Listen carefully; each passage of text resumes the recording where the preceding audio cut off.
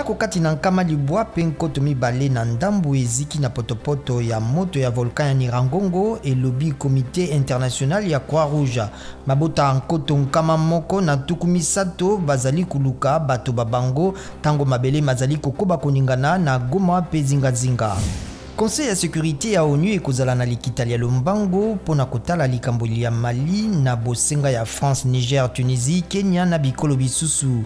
Vice-président ya transition na Mali, Colonel Assimi Goïta, asakoli ete ya koisi président na transition na ministre wa Yambo baye bazali na bokangami. Colonel Assimi Goïta akoisaki Mobu Muleki, président Ibrahim Boubacar Keïta elongo na basoda basusu. Président Joe Biden ya États-Unis na Vladimir Poutine ya Russie bakokutana na masolo bisika moko na sanza ya Motoba na Suisse. Baindako ya masolo ya Biden na Poutine balobi masolo makozala pona kobungisa boyokani kati na bikolo mibale.